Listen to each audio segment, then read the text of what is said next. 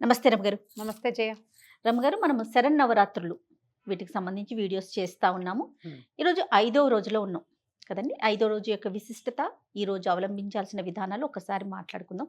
ఏది ఏమైనా భలే హ్యాపీగా అనిపిస్తుంది రమగారు. మన కెమెరామెన్స్ అంతా కూడా స్టూడియోని చక్కగా నవరాత్రుల కోసం చెప్పి అలంకరించి, మనం కూడా ఇంచుమించుగా అంటే పూర్తిగా మ్యాచ్ అయినా కాకపోయినా ఆ రోజుకి సంబంధించిన ఒక కలర్ డ్రెస్ వేసుకొని చక్కగా రెడీ అయ్యి చేయటం చాలా అంటే ఆ ఫీల్ అనిపిస్తోంది నాకైతే. పండగ మూడ్ వస్తోంది. పంచమి, లలితా పంచమి అంటారు. అయితే మనకి కనకదుర్గ దేవాలయంలో విజయవాడలో ఇంద్రకైలాద్రి మీద అమ్మవారిని అలంకరించే విధానంలో ఈ రోజున మహాచండీ స్వరూపంలో చూపిస్తారు. సాధారణంగా లలితా పంచమి అనగానే లలితా త్రిపుర సుందరిని వేసే పద్ధతి కొన్ని చోట్ల కనపడుతుంది. అమ్మవారి అవతారం మహాచండీ స్వరూపం వేసినా కూడా ఈ రోజున లలితా పంచమి నాడు ఉపాంగ లలితావ్రతం అని ఆ లలితావ్రతాన్ని ఆచరించడం పురాతన కాలం నుంచి వస్తున్న పద్ధతి. పంచములు చూడు, ఏ పంచమి నాడు మనం ఏ పూజ ప్రత్యేకంగా చేసుకోం. అవును, వసంత పంచమి ఒకటి చేస్తాం మనం ప్రత్యేకంగా కదా. ఈ దసరా శరన్నవరాత్రుల్లో వచ్చినప్పుడు ఈ పంచమిని లలితావ్రతంగా ఆచరించడం చాలా పురాతనమైన పద్ధతిగా కనిపిస్తుంది. అమ్మవారిని చండీ స్వరూపంలో చూపిస్తారు. ఇక్కడి నుంచి చూడు, ముందు 4 స్వరూపాలు కొంత సాత్విక రూపాలు. అవును, ఇక్కడి నుంచి స్వరూప విశేషాలు మారతాయి అన్నమాట. ఈవేళ చండి, రేపు మహాలక్ష్మి, ఎల్లుండి అంటే వైష్ణవ శక్తి, ఎల్లుండి బ్రాహ్మి సరస్వతి, అక్కడి నుంచి దుర్గా, కాళిక, అమ్మవారు అపరాజిత, ఇలా ఈ లైన్లో వెళ్తుంది. ఇవాళ ఉన్న మహాచండీ స్వరూపానికి అమ్మవారికి దధ్యోదనం నివేదన చేస్తారు. మనం లలితా పంచమి చేసుకుంటుంటే ఒకవేళ చండికి సంబంధించిన స్తోత్రాలు ఏమైనా చదువుకోవచ్చు, లేదా లలితకి సంబంధించినవే స్తోత్రాలు చేసుకోవటం, లలితకి సంబంధించిన పూజా విధానమే మనం ఇంట్లో నడిపించుకోవచ్చు. అమ్మవారికి మనం కట్టుకున్న ఆరెంజ్ కలర్ కానీ లేకపోతే బంగారపు రంగు వస్త్రాన్ని కానీ సమర్పించవచ్చు. ఆరెంజ్ కలర్ గాజులు, కొంచెం గోల్డ్ కలర్ గాజులు అలాంటివి సమర్పించవచ్చు. అయితే మనం దీంట్లో ఏం చేస్తాము, కన్యకా పూజ కూడా చేస్తాం కదా, కుమారి పూజ. ఈ రోజున మోస్ట్ పవర్ఫుల్ కన్యకా పూజ. ఈ రోజున చేసే అమ్మాయికి 6 సంవత్సరాల వయసు ఉండాలి. ఈ రోజున 6 ఏళ్ల పిల్లకి కనుక మనం కన్యకా పూజ కనుక చేయగలిగితే ఆ కన్యకని 6 సంవత్సరాలు ఉన్న వయసు కన్యకని కాళిక అంటారు, శత్రునాశని. ఈ రోజున కనుక కన్యా పూజ చేస్తే 6 సంవత్సరాల బాలిక దొరకాలి మనకి. అవును, పాపాయికి 6 ఏళ్ళు ఉండాలి. ఆమెకి కనుక పూజ చేస్తే శత్రునాశనం జరుగుతుంది. ఈ రోజున ఉపాంగ లలితా వ్రతం చేస్తారు. ఉపాంగ లలిత అంటే లలితాదేవిని చక్కగా స్వరూపంతో ఏర్పరచుకోవటం. ముందంతా చేయలేదనుకో, మొదటి రోజు నుంచి చేయలేదు, వాళ్ళు ఈ ఉపాంగ లలితా వ్రతాన్ని చేసుకోవచ్చు. లలితా సహస్రనామాలు కానీ, లలితా పంచకం కానీ, లలితా త్రిశతి కానీ, లలిత అష్టోత్తర శతనామావళి కానీ, ఏదో ఒక స్తోత్రంతో అమ్మవారిని అర్చించుకోవచ్చు. మీకు సమయం ఉంటే కనుక మొత్తం అన్ని స్తోత్రాలు చదువుకోవచ్చు.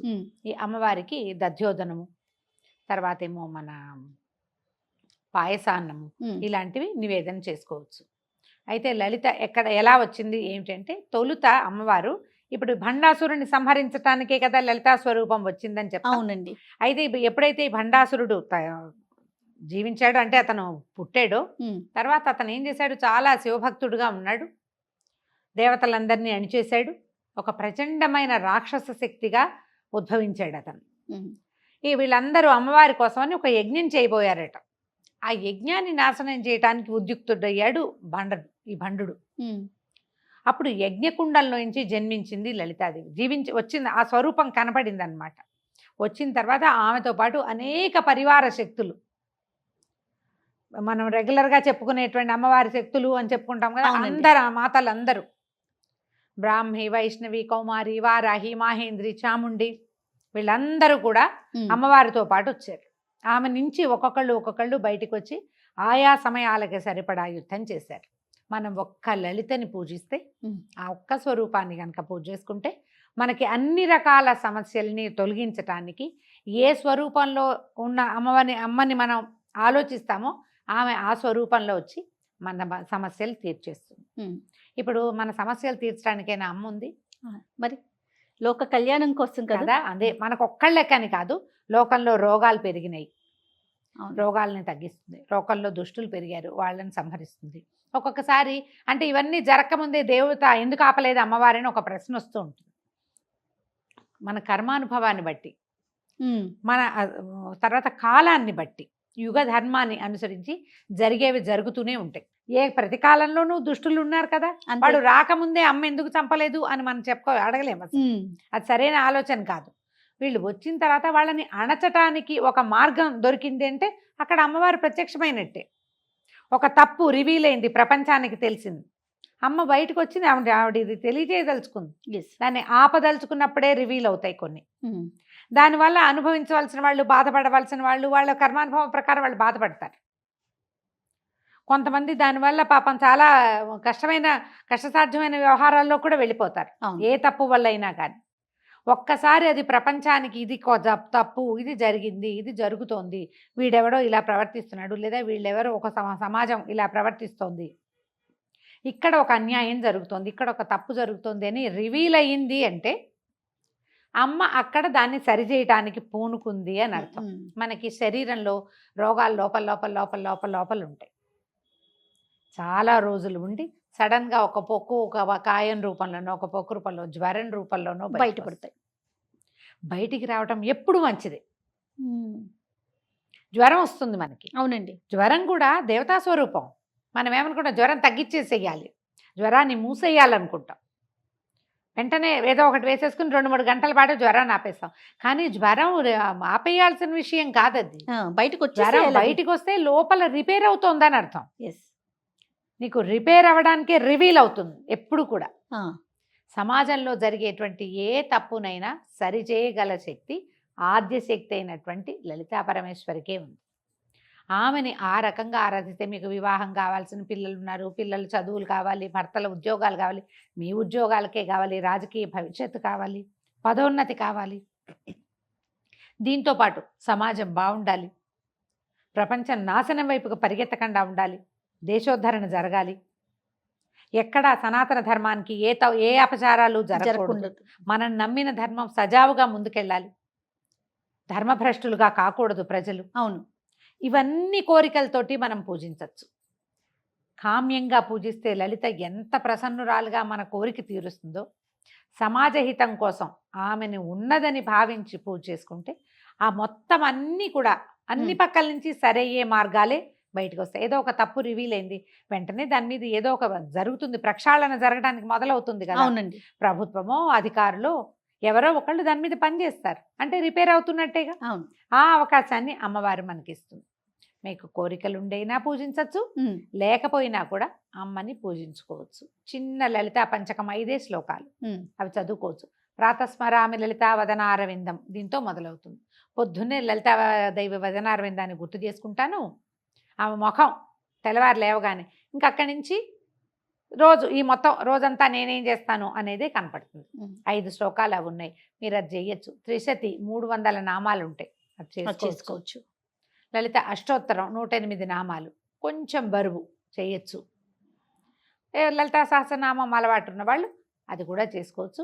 అయితే ఈ రోజున మనకి కనకదుర్గ దేవాలయంలో ఏం వేస్తారు, అమ్మవారి చండీ స్వరూపంలో వేస్తారు కదా, ఖడ్గమాల చదువుకోవటానికి కూడా మంచిది. ఈరోజు అవకాశం ఉంటే దాన్ని కూడా చదువుకుని అమ్మవారిని ప్రార్థించుకోండి. ఇంత పెద్దది చేయలేమండి అంటే ఒక్క నమస్కారం చేసుకోండి. రోజువారీ మనం పెట్టే పటిక బెల్లము, పానకం, తర్వాత ఏమో వడపప్పు, ఏవైనా పళ్ళు, పాలు నివేదన చేస్తామంటే అవి నివేదన చేయండి. పులగని నివేదన చేయండి, అమ్మవారికి శాంతిగా ఉంటుంది. మీ అవకాశాన్ని బట్టి అమ్మని పూజించుకోండి. తప్పకుండా రమ్మగారు. కానీ నవరాత్రులకు సంబంధించి ప్రతిరోజు మాట్లాడుకోవటం, ఏ రోజు యొక్క విశిష్టత ఆ రోజు మనం ప్రేక్షకులకి మీ ద్వారా అందించడం చాలా సంతోషంగా అనిపిస్తుంది. మిమ్మల్ని చూస్తుంటే సాక్షాత్తు అమ్మవారి లాగానే కనిపిస్తున్నారు. ప్రతిరోజు కలర్ కట్టుకుంటే అలాగే ప్రతిరోజు మీరు వేసుకునే చీరలు, మీరు నేను కూడా చెప్పుకోవటం ఎంత సంతోషాన్ని ఇస్తుందో రమ్మగారు. మిమ్మల్ని చూస్తుంటే కూడా నాకు భలే ఆనందంగా అనిపిస్తోందండి. కొత్త పట్టు వేసుకున్నప్పుడు ఆ అందమే వేరుగా అనిపిస్తుంది కదా. ఎప్పుడు జయ పట్టు చీరలు బాగున్నాయంటే ఇది సఖీ వారి సారీస్. ఇవి ఏస్రావు నగర్లో ఒక షోరూమ్ ఉంది, తర్వాత కూకట్పల్లిలో, సికింద్రాబాద్లో కూడా Sakhi the house of Kanchi weaves వారు పంపించిన ఈ 11 రోజులకి 11 చీరలు నాకు నీకు కూడా. శరన్నవరాత్రులకు సంబంధించి రమ్మగారికి నాకు ఇద్దరికి కూడా చెరుకు 11 రోజులు సంబంధించిన చీరలు, ఏ రోజుకి సంబంధించిన కలర్ ఆ రోజు ముందుగానే మేమిద్దరం వెళ్ళి చూసుకొని మరీ తీసుకొచ్చాము. తెచ్చుకున్నాం కాబట్టి బాగా చక్కగా కలర్ఫుల్ గా వచ్చింది. సఖీ గురించి అంటే సఖీలో ఇంతకు ముందు మీరు షాపింగ్ ఏమైనా చేశారా రమ్మగారు? ఏస్రావ్ నగర్ కి నేను ఓపెనింగ్ వెళ్ళాను జయ. అక్కడ నేను ఒక సారీ తీసుకున్నాను. ఓకే. సారీ తీసుకున్న చీరలు బాగున్నాయి, అన్ని పట్టు చీరలు ఎక్కువగా ఉన్నాయి, అథెంటిక్ గా. మళ్ళీ వాళ్ళు ఇది పవర్లూమ్, ఇది హ్యాండ్లూమ్ అమ్మా అని క్లియర్ గా కూడా చెప్పేస్తారు. బాగున్నాయి, చాలా మంచి రేంజ్ ఉంది, రీజనబుల్ గా కూడా ఉన్నాయి. ఓకే. బాగున్నాయి కదా మనం కట్టుకుని. చాలా చాలా అద్భుతంగా ఉంది. జ్యువెలరీ చాలా బాగున్నాయి జయ. అవును, అంటే పట్టు చీరలకి మ్యాచింగ్ జ్యువెలరీ చాలా పర్ఫెక్ట్ గా కూర్చున్నాయి. కనపడేంత బరువు వేసుకున్నప్పుడు అనిపించట్లేదు, చాలా బాగుంది పర్ఫెక్ట్ గా. దీని వెనకాల సీక్రెట్ చెప్తాను. మనకి ముకుంద జ్యువెలర్స్ వాళ్ళు మనకి శరన్నవరాత్రులకు సంబంధించి ప్రతిరోజు వేసుకోవటానికి మీకు నాకు కూడా జ్యువెలరీని స్పాన్సర్ చేశారండి. ఎక్కడుంది? ఇది కేపీహెచ్పిలో ఉంది రమ్మగారు.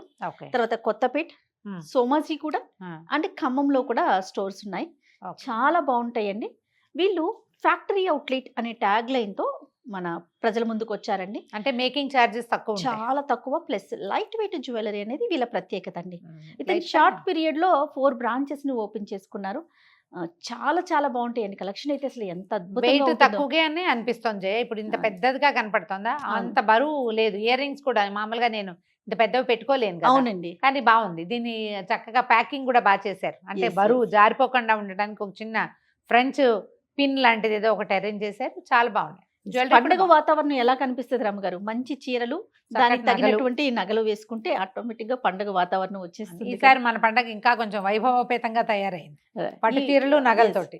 మన కెమెరామెన్స్ డెకరేట్ చేసిన స్టూడియోతో పాటు సఖీ అండ్ ముకుందాకి మనం స్పెషల్ థ్యాంక్స్ చెప్పాలి. రైట్ రమ్మగారు, నమస్తే. నమస్తే జయ.